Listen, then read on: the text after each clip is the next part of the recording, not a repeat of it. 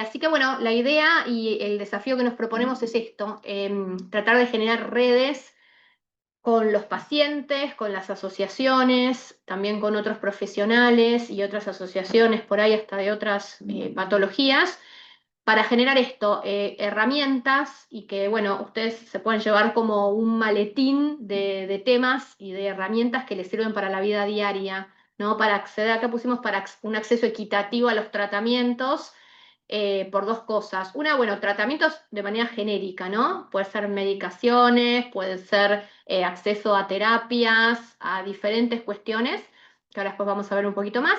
Y acceso equitativo justamente porque, bueno, con los cambios que hubo en el sistema de salud en general, vemos gente que tiene coberturas muy dispares, ¿no? Están la gente que, bueno, por ahí puede acceder a una prepaga, gente que está en obras sociales, gente que se quedó sin obra social o se quedó sin cobertura, gente que estaba en incluir y no le están dando absolutamente nada. Entonces, bueno, para que justamente tengamos herramientas para poder emparejar un poco estos desequilibrios y tener un trato más equitativo, ¿no? Entre todos. Bueno, la idea un poco es poder generar recursos para los pacientes, ya sea para los papás o los pacientes adultos, que los puedan ayudar en las dificultades que se presentan. O sea, vemos en el día a día, tanto desde las consultas que llegan a FIPAN como las que recibo yo, por ahí a través de mails o directamente en el celular, gente que no sabe por dónde arrancar. Eh, no solo papás de bebitos recién nacidos, que bueno, siempre tratamos de orientarlos en como el nuevo desafío de cómo manejarse en las distintas situaciones, sino que por ahí es difícil encontrar cómo gestionar los problemas, ¿no? Y tener una adecuada gestión de esos problemas, porque no siempre las soluciones o el manejo que va encontrando la gente es el que necesitan. Entonces no llegan a cumplir o a satisfacer los objetivos que tienen, que en definitiva es tener la cobertura adecuada en tiempo y forma, ¿no?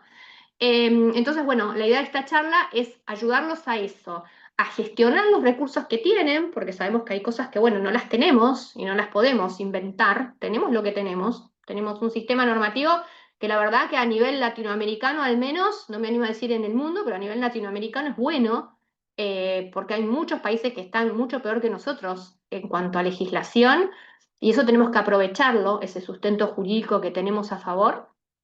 Y yo creo que tenemos herramientas adecuadas para lograr estos objetivos. A veces no las conocemos o como les digo, por ahí la gente no sabe por dónde arrancar o pone la energía en algo que no es el lugar adecuado para poner esa energía. Entonces, bueno, tres áreas que trataríamos. Una, conocer el sistema de salud que nos rodea, cómo es el sistema de salud argentino, a qué podemos aspirar, cómo es la cobertura pública, cómo es la cobertura de obras sociales o sindical, la cobertura para el sistema previsional, la gente que tiene prepagas, a qué pueden acceder y qué no, si es igual, si hay diferencias. Eh, Conocer los actores también de nuestro sistema de salud, que muchas veces se presentan, no sé, en los juicios, que se terminan presentando Superintendencia de Salud, el Ministerio, o por ahí consultas que recibimos también en donde la gente se pregunta qué, con este banco nuevo de drogas o con el registro de pacientes de FQ, qué les va a dar el ministerio y qué no, qué pasa si el ministerio no se los da, si tienen derecho a reclamar la obra social o no. Bueno, todo este tema. En segundo punto, conocer el marco normativo que tenemos, que bueno, es bastante bueno dentro de lo que hay. El tema es aplicarlo. Cómo llegamos a que eso se transforme en algo palpable, ¿no? Porque podemos decir, bueno, tenemos un sistema legislativo o derechos bárbaros, pero si no logramos que eso se traslade a lo que cada familia necesita, bueno, estamos en un problema por ahí en cómo se aplica, más que en el sistema en sí que tenemos.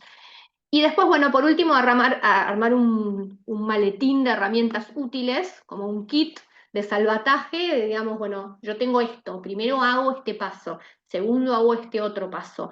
Y yo creo que conocer el conocimiento y el orden siempre ayuda mucho primero la tranquilidad mental y segundo poder concretar ese objetivo sin que sea una confusión todo y sin gastar energía en lo que no necesitamos gastar.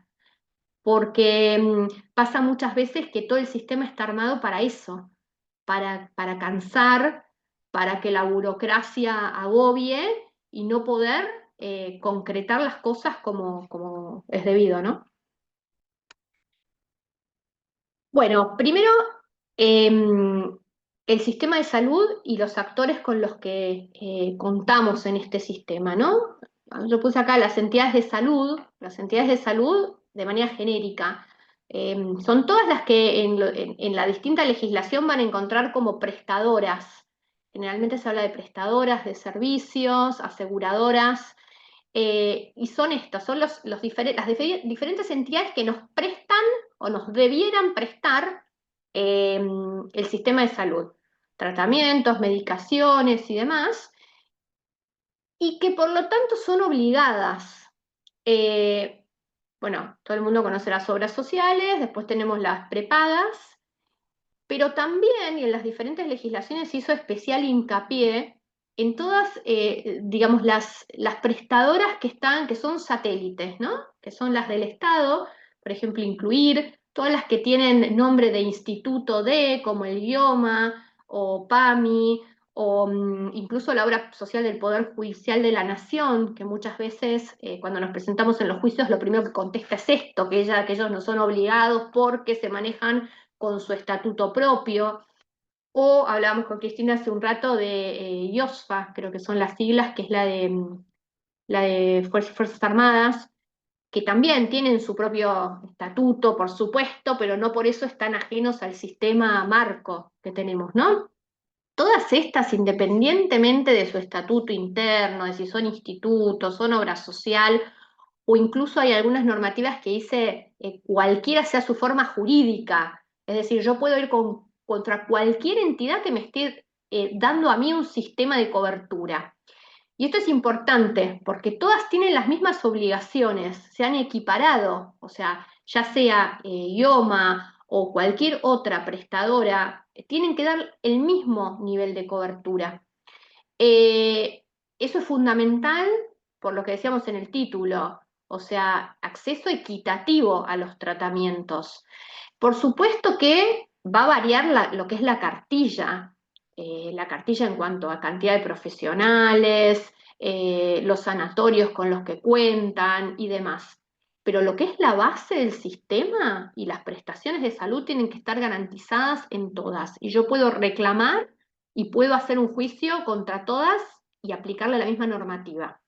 ¿Sí? Después varía un poco, bueno, en qué ley quedarían enmarcadas o no, pero como idea genérica es que cualquiera sea su forma jurídica, todas tienen las mismas obligaciones para con el paciente.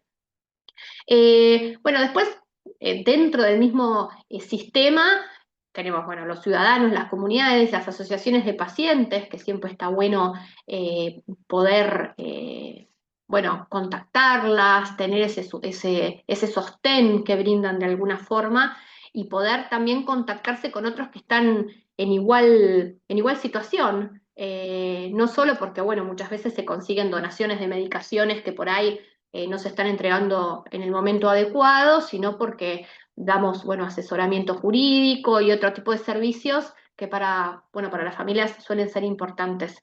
Los actores globales que tienen que ver con la Organización Mundial de la Salud y un montón de asociaciones internacionales que, o organizaciones también que incluso que autorizan medicaciones que después se logran traer por importación, que muchas veces las citamos también cuando hacemos los reclamos, porque bueno, dan directrices que muchas veces no tienen la misma recepción en nuestro país, pero que, no sé, en el caso de medicaciones que ya están aprobadas por la FDA o en algunos otros países, y que eso nos sirve de argumento para poder pedir que se traiga acá, más allá de que la ANMAT diga otra cosa. Entonces, muchas veces vamos mirando lo que dicen los actores globales en diferentes cuestiones y dictámenes o cosas que sacan, ¿no? Bueno, la comunidad científica y profesional, que también es parte de esto, para mantener un diálogo activo con los médicos, que los médicos, digamos, puedan también recomendar a los pacientes que se asesoren para lograr la cobertura. Hay muchísimos médicos que están súper cancheros ya con hacer informes, con contestar oficios, con dar asesoramiento a los pacientes y saben perfectamente que puede reclamar el paciente y que no. Eh, Cuando les dan un tratamiento ya muchas veces le dicen, mira, esto no te lo van a cubrir, pero si lo pedís de esta forma sí. Entonces es importante como generar redes, que era lo que poníamos en el título al inicio, entre todas estos actores del sistema, poder generar redes y poder hacer intercambios que nos permitan tener mayores herramientas para lograr el objetivo, ¿no? Y bueno, y por último, el Estado, a través del gobierno y sus diferentes entidades, el Ministerio de Salud, la Superintendencia, que hoy en día tienen un rol bastante relevante porque van sacando también resoluciones, van sacando cuestiones que modifican el sistema y entonces muchas veces no se sabe, digamos, hasta dónde llega la obligación y hasta dónde no. Pasa muchas veces con estas resoluciones o disposiciones que sacaron últimamente sobre canastas de medicaciones, que las van modificando, que son muy escuetas porque tienen 3 o 4 medicaciones nada más.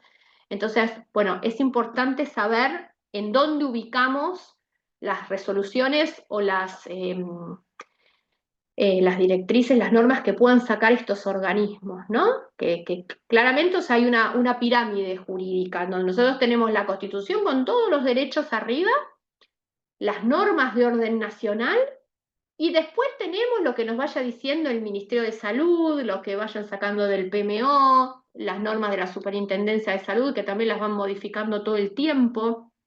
Y muchas veces de lo que se tratan los reclamos es de esto, de contrastar el marco normativo que teníamos desde siempre con las nuevas resoluciones, ya sean decretos o de estos organismos, que dicen otra cosa y que generalmente, y no es casual, limitan, porque no es que vienen a ampliar lo que ya teníamos, generalmente son restrictivas, sacan, digamos, bueno, te voy a cubrir esto, o la superintendencia autoriza cosas que van en contra de lo que decía la normativa nacional.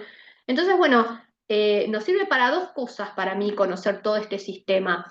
Primero, para saber dónde estamos parados, para generar estas redes y que pueda fluir la información y se retroalimenten para generar como reclamos y un asesoramiento más sólido, y después para saber que todo lo que nos pueden sacar como resoluciones o demás siempre están por debajo de lo que son las normativas nacionales.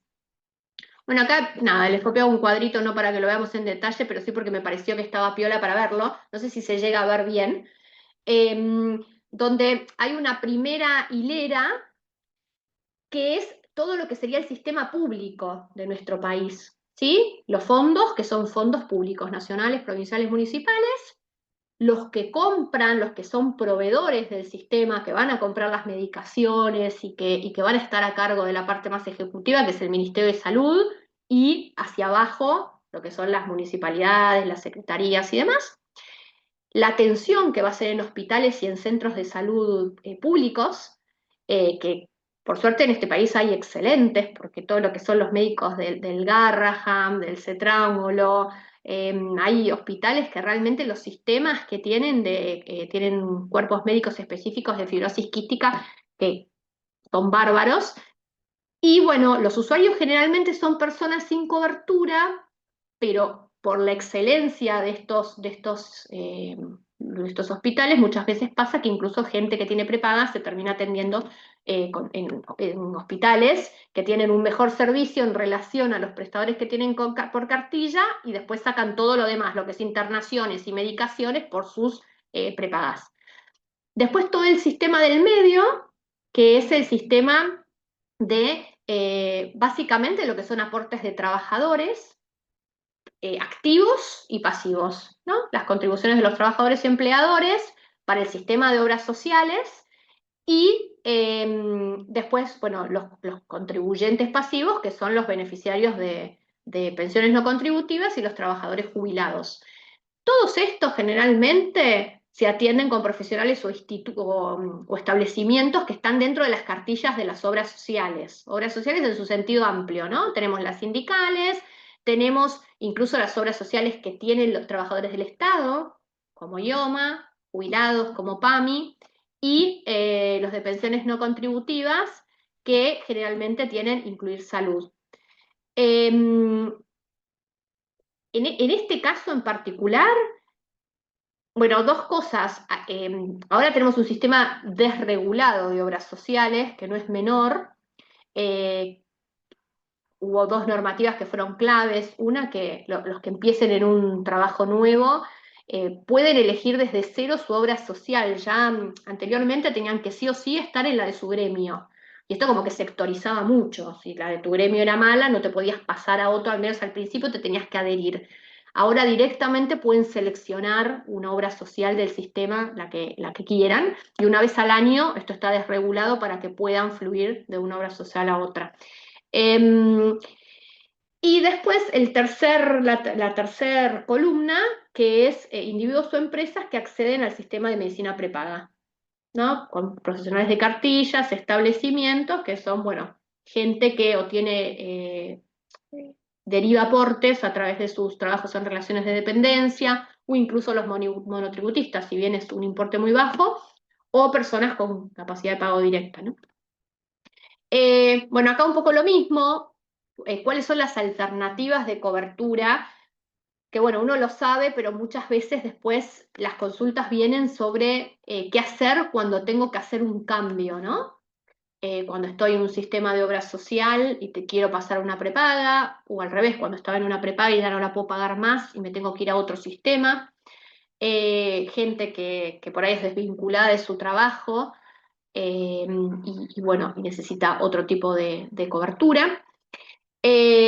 Bueno, acá está un poco lo que habíamos dicho recién, el sistema público, para la gente directamente que no tiene ningún tipo de cobertura, las pensiones que tienen que incluir salud, que acá, bueno, hacemos la salvedad que se han dado de baja un montón de pensiones, eh, porque, bueno, están citando para la revisión y demás.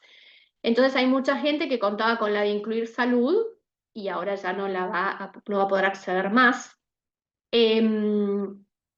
Monotributistas, acá hubo un cambio importante en lo que son monotributos, por eso pongo ahí listado de obras sociales registradas, mantenimiento de la obra social anterior. El tema monotributistas, había un monotributo social y estaba el monotributo común. Eh, lo que se hizo como una nueva legislación últimamente es que los monotributistas, en principio, deberían seleccionar una obra social de un listado que sacó la Superintendencia de Salud, que son obras sociales que ustedes van a ver que dicen que aceptan monotributistas. Es el mismo sistema que había con los jubilados. Jubilados también, aquellos que no quisieran adherir o afiliarse a PAMI, tenían la posibilidad de adherirse a una obra social, también de una resolución que sacó la Superintendencia de Salud, en donde decía todas estas pueden adherir. Bueno, en los dos casos eso es en principio. ¿Por qué? En el caso de los jubilados ya hubo un montón de fallos judiciales en donde aquellas personas que ya vinieran en una obra social, se jubilaran y no quisieran afiliarse a PAMI, podían mantener esa obra social, independientemente que no estuviera en el listado. Con lo cual, nosotros lo que estamos planteando muchas veces es, digamos, hay un paralelismo con los monotributistas, ¿no? Si yo soy monotributista y ya vengo en una obra social, o si soy monotributista y por algún motivo tengo médicos que no están en estas obras sociales del listado, por ejemplo, pasa mucho los que eran monotributistas sociales que ya no cumplen los requisitos, tienen que pasar al monotributo común y tenían una obra social. Bueno, tratar de que puedan mantener la misma, tanto monotributistas como obras sociales, mantener una obra social que tengan antes. Lo mismo pasa, por ejemplo, tuvimos un caso de una familia que tenía no OSECAC a través del trabajo del papá. Ese señor quedó sin trabajo, los desvincularon, entonces hicimos un juicio para que le permitieran adherirse al monotributo y mantener OSECAC, que OSECAC no estaba en el listado de monotributistas. Y bueno, ese juicio salió favorable. Bueno, después el tema de las obras sociales sindicales también que están desreguladas y se puede pasar de una a otra. En esto también un poco eh, saber que las obras sociales, cuando uno quiere pasar a otra, ya sea del mismo rubro o no, eso está habilitado. Si es una vez al año, se puede hacer. Y teniendo un hijo o hija con discapacidad, no se puede negar a la afiliación. ¿Sí? No puede decir, no, yo no tengo cupo, no, yo no tomo gente con discapacidad, o dar vueltas, o querer. Últimamente hubo bastante inconveniente con el tema de los como adicionales, no sé cómo llamarlo. Antes eran copagos. Ahora muchas obras sociales se ve que porque no les cerraban los números, pusieron una especie de bono, como de cuota, como si fuese una prepaga.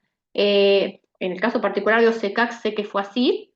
Entonces llamaban a la gente y le decían, especialmente a la gente que tenía patologías costosas, y le decían que para seguirse atendiendo en X prestadores y demás, tenían que pagar, no sé, 100 y pico mil de pesos por mes más, además de sus aportes. Y eso, bueno, es de dudosa legitimidad, ¿no? También ahí ha habido reclamos. Y bueno, y por último, el tema de las prepagas, que, bueno, para poder adherir, ustedes saben que hacen firmar una declaración jurada de enfermedades preexistentes y también muchas veces hay problemas con esto, con qué si hay que declararlo, si no.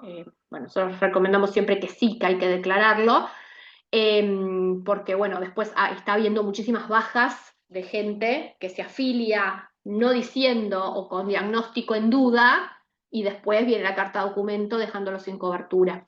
Entonces, bueno, saber cómo uno se tiene que manejar respecto a eso. En la declaración jurada de enfermedades preexistentes hay que declarar lo que uno tiene de la patología o de los chicos lo mismo, y no pueden rechazar la afiliación. Ellos, por más que uno declare que tiene fibrosis quística u otra patología, no se puede rechazar la afiliación.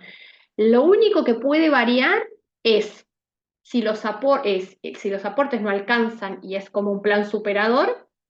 En lo que es la cuota, la superintendencia autoriza hacer como un pago de un plus.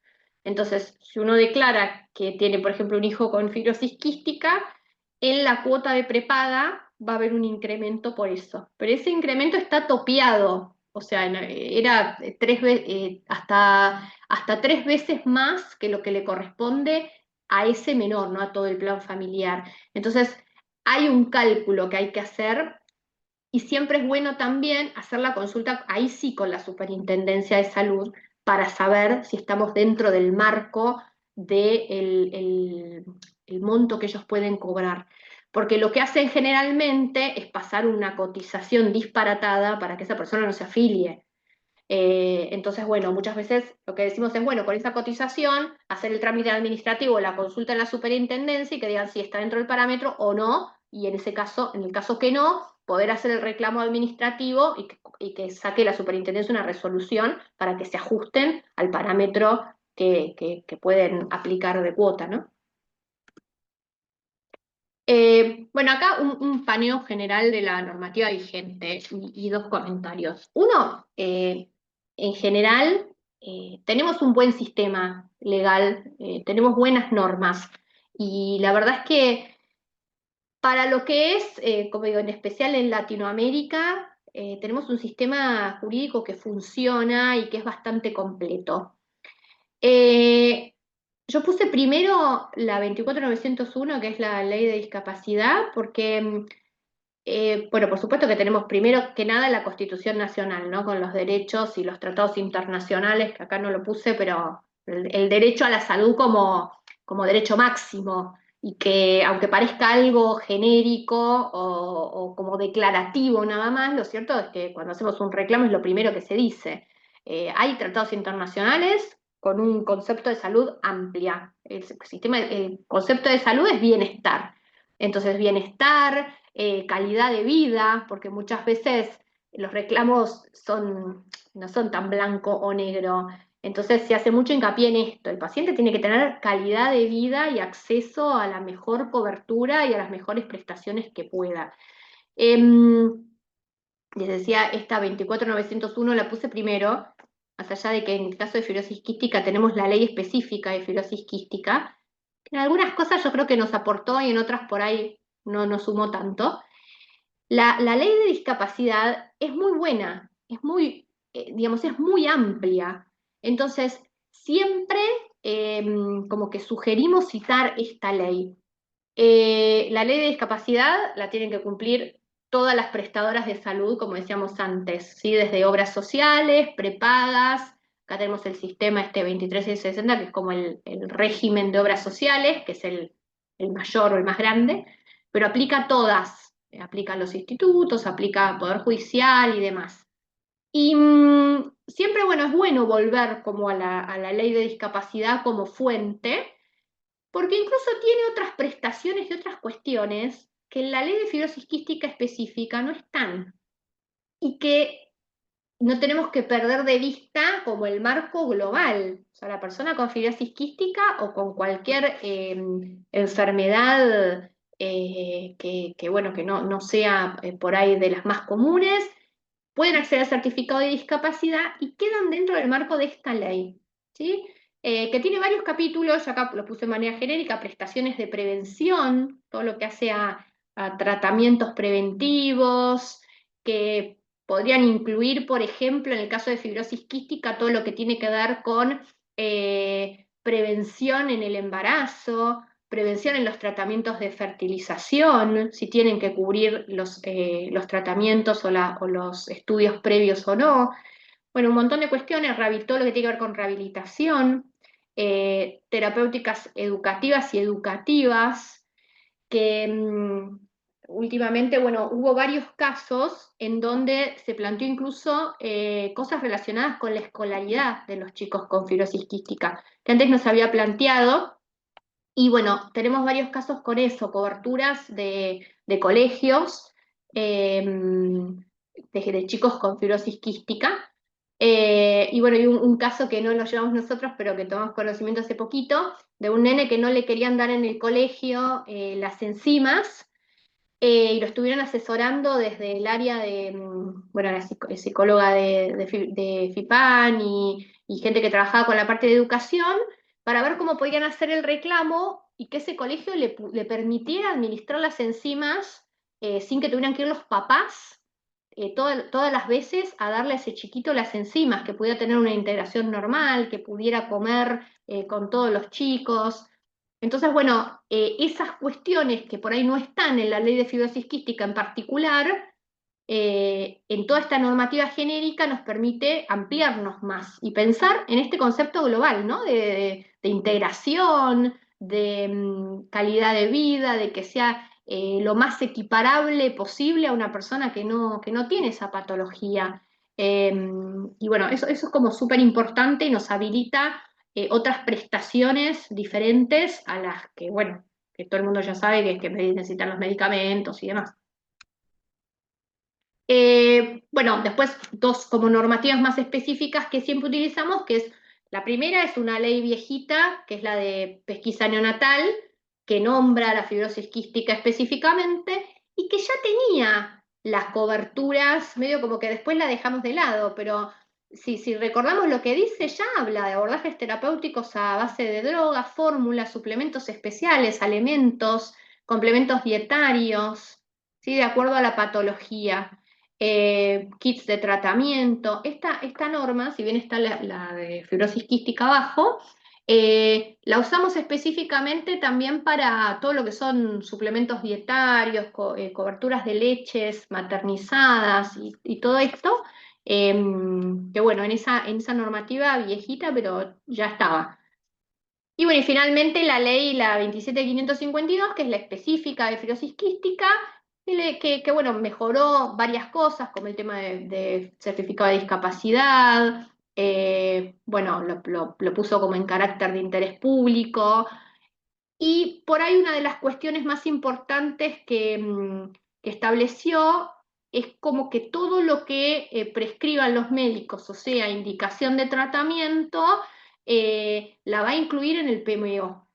Entonces es como si fuese una ampliación automática de PMO, que es el plan médico obligatorio, que siempre va muy desactualizado y siempre va en decadencia, porque siempre va pareciendo más chiquitito y bueno, después salen las canastas de prestaciones básicas que son más chiquititas todavía.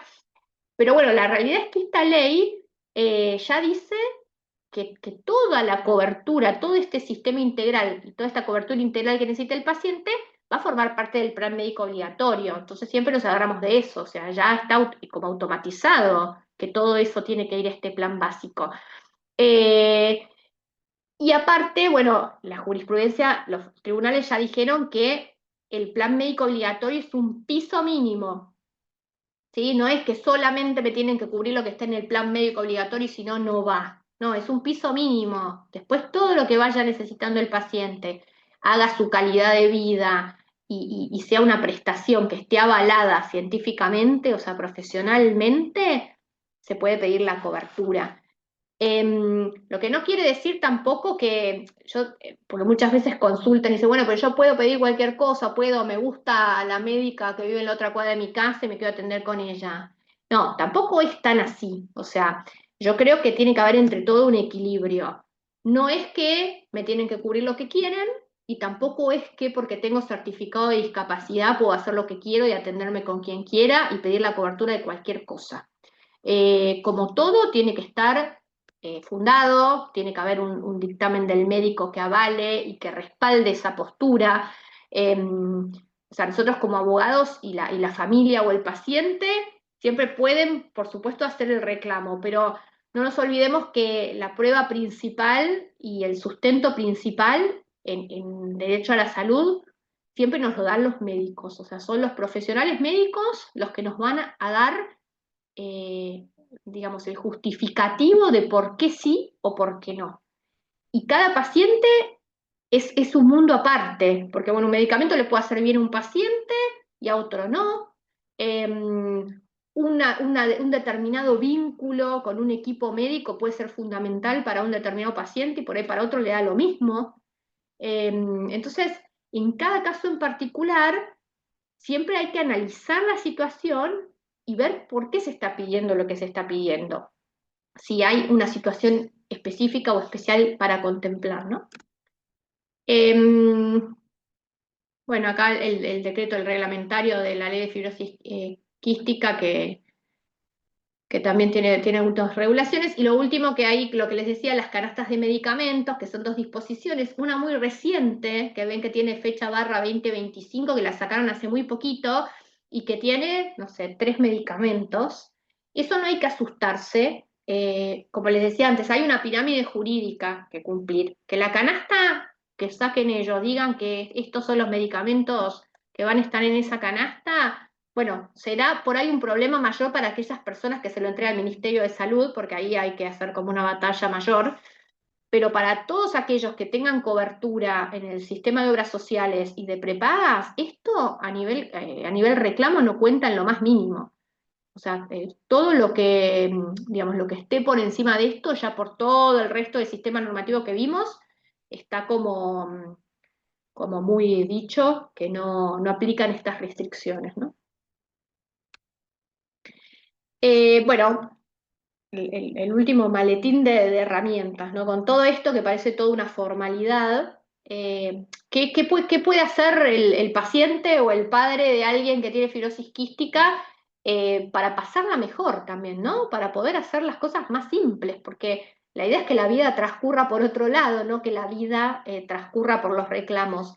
A veces hablamos con papás que están sumamente, o mismo pacientes adultos que están agobiados y cansados de la burocracia que viven día a día, porque el sistema está hecho para poner trabas, ¿no? Pareciera a veces, en vez de para facilitar las cosas. Entonces, un poco la idea es llevarse herramientas que nos puedan ayudar a simplificar, a ver la cosa un poco más de afuera y simplificar un poco todo esto que parece tan complicado. Em, en primer punto, esto de armar redes y generar vínculos. Yo creo que el paciente que genera vínculos con asociaciones, el paciente que puede generar vínculos con otros papás, saber cuáles son las dificultades o cómo resuelvo a alguien, el siempre tener ante el problema o por ahí no llega a ser un reclamo, pero es un problema diario que se presenta y entonces sé exactamente a quién consultarle, a quién puedo ir. Eh, y a qué actor de todo este sistema tengo que dirigirme. Por ejemplo, muchas veces dicen, bueno, no me están, no sé, OSDE no me cubre una medicación, voy a hacer el reclamo en la Superintendencia de Salud. Yo digo, la verdad que es una pérdida de tiempo, porque estamos gastando energía en un organismo que sabemos que no va a obligar a OSDE a nada, que no, la resolución que puedas llegar a sacar va a ser una resolución que está bien, es de un organismo administrativo, pero para hacer un reclamo de ese estilo no necesito agotar vía administrativa, puedo ir directamente a un tribunal y no es ejecutiva esa resolución. Yo no la puedo ir y tomar alguna medida de ejecución para que cumplan. Pero sí por ahí sí me quiero afiliar a una y me está poniendo una cuota muy alta, por ahí sí sirve ir a la superintendencia a hacer el reclamo. Entonces, esto, generar como un sistema que me permita saber a dónde tengo que ir y si no lo sé, saber a quién consultarle, cómo encaminar este problema que estoy teniendo. Y desde el principio, o sea, desde que se genera la menor inquietud, no esperar a que esto sea como una cosa más grande y un inconveniente más grande, sino cada cosita saber a dónde la tengo que encaminar. Documentar todo. Por ahí lo más importante es eso, es saber qué manejo de la información tengo que tener. Hoy en día las recetas son digitales, me las manda por el WhatsApp, no sé dónde me quedó. Las prepagas o las obras sociales me piden que se lo suba a una intranet, no me manda ninguna confirmación, me escribe una por el chat y me dice no tengo tus medicamentos todavía. Entonces llegamos muy mal parados a los juicios finalmente, porque no tenemos como antes que teníamos la receta, el sello de la obra social que te daba el ingreso. Entonces, ir con esta idea de que todo lo tengo que documentar. Yo no sé si voy a llegar a un reclamo posterior, pero sí tengo que ir allanando el camino, ¿sí?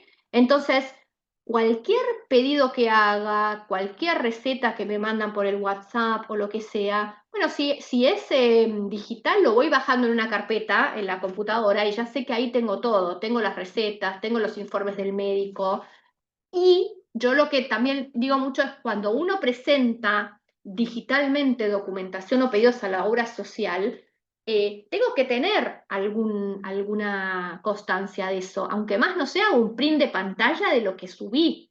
Entonces me queda la fecha, me quedan los archivos que adjunté y voy teniendo cierto registro y si me confirman la recepción, mejor todavía. Pero bueno, tengo un registro de qué fecha lo presenté y lo voy guardando. Lo mismo los antecedentes de mails. Hoy en día todo eso se puede agregar como prueba en los expedientes. Entonces, bueno, voy haciendo como una carpetita documentando todos esos sucesos que me están pasando para después poder llegar a un reclamo. Eh, bueno, focalizar en lo relevante y encauzar el reclamo. Focalizar en lo relevante, esto de no andar gastando energía de más. Porque, bueno, eso es una recomendación mía, pero digo, siempre hay contra quién pelear y mismo nosotros como abogados, bueno, tenemos que focalizar en hacia dónde vamos, en lo relevante, en el objetivo. No me voy a distraer si tengo que, no sé, no me voy a poner a pelear con la del teléfono que no tiene ningún poder de decisión, no me va a decir, no me va a sacar el problema de encima. Entonces, ir paso a paso para tratar de lograr las cosas sin agotarme en el camino, ¿no? Y cumplir sí los pasos correctamente. Esto de documentar todo, encauzar el reclamo, significa la ley de fibrosis quística pone 30 días para dar una respuesta y autorizar las prestaciones. Es un plazo bastante largo, pero si hay alguna cuestión que sea urgente y el médico pone que esto tiene que ser suministrado por algún motivo antes y demás, la ley dice de manera casi inmediata. Entonces, inmediata tiene que ser un plazo razonable, no sé, doy 72 horas, veo, vuelvo a hacer el reclamo, si no ya puedo pasar una carta documento. Porque bueno, si, no sé, alguien que necesita un antibiótico, por supuesto que 30 días es un disparate. Entonces, esos 30 días son como un plazo muy extenso y largo que por ahí permiten que se autoricen las recetas para el mes o las cosas para el mes siguiente, ¿no? Intimar correctamente tiene que ver con esto. Yo no necesito agotar ninguna vía administrativa ni ningún reclamo administrativo para todo lo que es salud. Con lo cual, si tengo documentado el pedido, ya sea que me contestaron, me lo rechazaron, me dijeron no te lo voy a cubrir, o lo están dilatando, o lo autorizan pero no me lo entregan, o lo que fuese, bueno, en un plazo razonable, pasado el tiempo, el plazo, digamos, establecido, puedo intimar por carta documento. La única forma de continuar con el reclamo es mandar carta documento. No se puede, no sirve nota, ningún otro tipo de cuestión, tengo que tener la notificación fehaciente. Eso, bueno, en algunos casos de gente con muy bajos recursos es un problema, porque la carta documento es bastante cara y por eso tratamos de que sea solamente una intimación por carta documento y que después, bueno, venga la respuesta y ya le iniciamos el reclamo judicial, porque si no muchas veces hay que hacer intercambio y lleva bastante gasto de dinero. Bueno, carta documento que a veces se contesta, a veces no, eso también guardar el acuse de recibo, tener como todas las cosas preparadas. Y digamos, hay algunas instancias que no son obligatorias, en algunos casos pueden servir, en otros no, que son el tema que hablamos de Superintendencia de Salud. La Superintendencia es un organismo que tiene que controlar a las obras sociales y a las prepagas, y muchas veces en algunas cuestiones que tienen que ver más con lo administrativo, funciona. Y bueno, se puede hacer el reclamo que se hace online y demás, sacan ellos una resolución que a veces, bueno, sirve como resolución directa porque ellos pueden llegar a intimar en algunas cuestiones a las entidades de salud y en otros casos puede servir como prueba para los juicios. De acá, bueno, algo que pusieron medio nuevo que es esto, procedimiento de mediación prejudicial, le llaman promesa, que quiso ser, es muy reciente esto, sacaron como una especie de mediación en el Ministerio de Justicia de Nación.